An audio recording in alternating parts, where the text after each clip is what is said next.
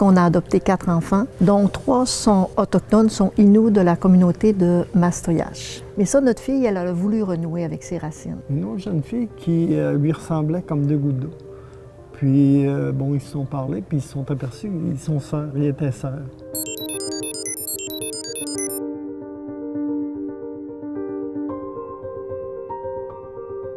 Bonjour, je m'appelle Alain Bilodeau. Je suis diacre. Je suis marié avec Jocelyne. On est de Roberval. Bonjour, donc Jocelyne.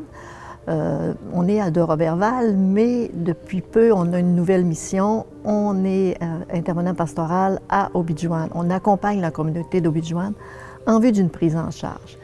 Puis je vous dirais, qu'est-ce qui nous a amenés là? C'est probablement notre histoire familiale. Parce qu'on a adopté 4 enfants, dont 3 sont autochtones, sont Inuits de la communauté de Mastoyache. Qu'est-ce qui a amené les enfants chez nous? On a commencé famille d'accueil, parce qu'on n'a pas eu d'enfants biologiquement. Là, on s'est dit comment on peut faire, on aimait les enfants. Fait qu'on a commencé famille d'accueil en vue donc des enfants en vue d'adoption. Fait qu'il s'est présenté plusieurs enfants dans notre famille, puis à un moment donné, on a une petite fille de 2 ans qui est arrivée chez nous parce qu'elle n'avait pas son numéro de bande. C'était une Inuit de Mastoyache, mais comme elle n'avait pas son numéro de bande, c'est les services sociaux de Roberval qui l'ont pris en charge. Et ils l'ont placée chez nous.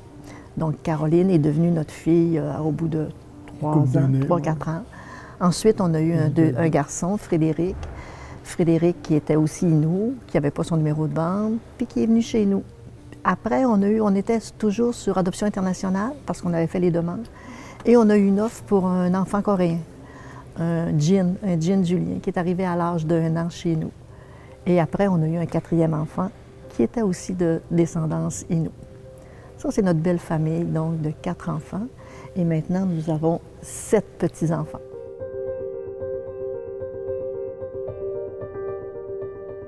Comment fait-on pour garder aux enfants leurs racines? Comment fait-on pour pas les dénaturer, qu'ils gardent leur propre nature? Nous, ça a toujours été facile. On est, je dirais, on n'est pas du style propriétaire. On est plutôt du style communautaire. Puis on reste proche de Mastoyache, l'endroit d'origine des enfants.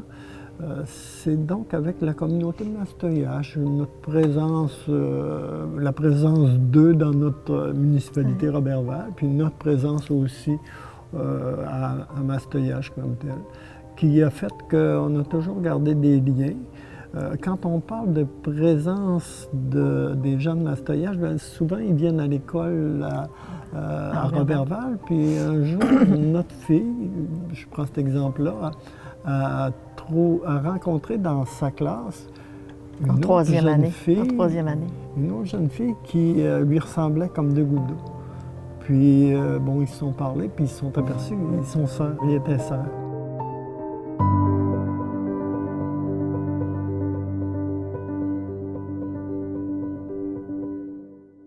Puis notre fille, à l'âge de 15 ans, elle avait renoué avec sa famille naturelle vers l'âge de 13-14 ans, donc elle allait les voir, elle revenait.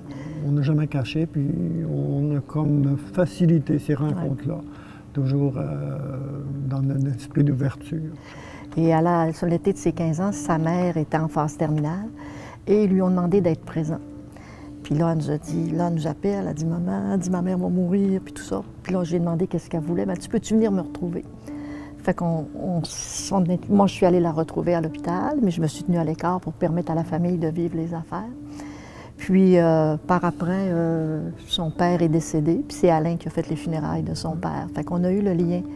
Mais ça, notre fille, elle a voulu renouer avec ses racines. Puis présentement, elle vit dans la communauté de Mastoyache. Ses enfants vont à l'école à Mastoyache. Donc, elle est vraiment dans la... Et elle recherche la culture traditionnelle. Elle a sa régalia, elle commence à faire les danses. Par contre, nos deux garçons, eux, ça les intéresse pas. On les a toujours dit, on a les informations. Quand vous aurez besoin, vous êtes capable de retrouver vos parents si vous voulez, puis eux autres, non. Plus jeune, on voulait des enfants.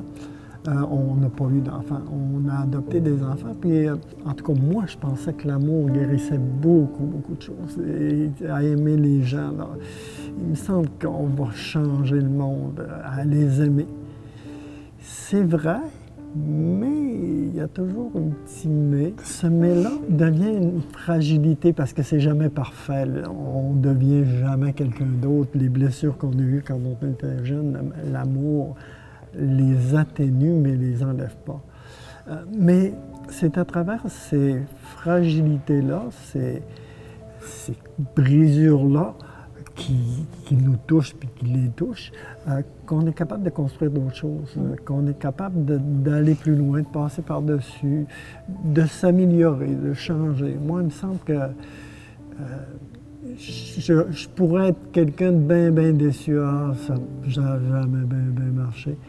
Puis non, je suis plutôt quelqu'un d'optimiste. Je me dis, oups, on peut encore aller plus loin, ça peut s'améliorer. Puis bon, il me semble que c'est comme ça, moi, que je vois la vie. Aimer, c'est les accepter tels qu'ils sont. Pas d'en faire des copies ou des... Non. Puis moi, je dirais, ma famille, qu'est-ce que ça m'a apporté? Je pense que si on n'avait pas eu les enfants, on aurait été des êtres égoïstes. On aurait voyagé, on aurait fait plein d'affaires, mais on n'aurait pas été attentifs aux autres. Ils nous ont montré à être attentifs à l'autre, à prendre soin, à faire attention. Je pense que c'est ça qui... Moi, ils m'ont fait grandir. Ils m'ont appris beaucoup.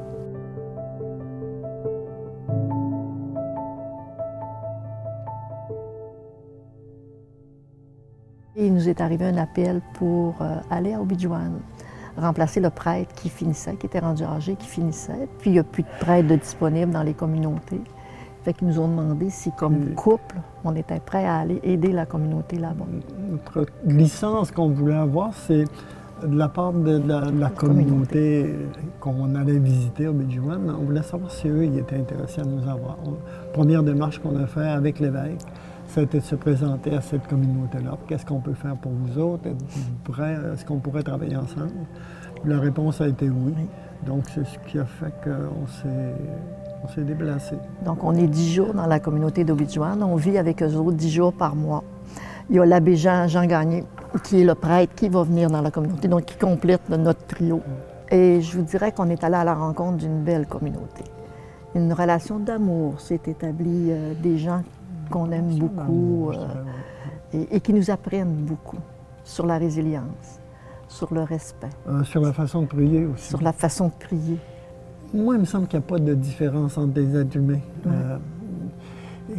On s'attarde à nos différences, mais on devrait plutôt travailler sur ce qui nous réunit. On a un Dieu qui nous réunit, on devrait travailler là-dessus, peu importe notre âge, peu importe notre race, peu importe notre culture.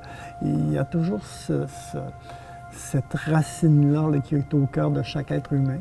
Moi, je rêve qu'on ait quelque chose que nous, on va sentir vrai.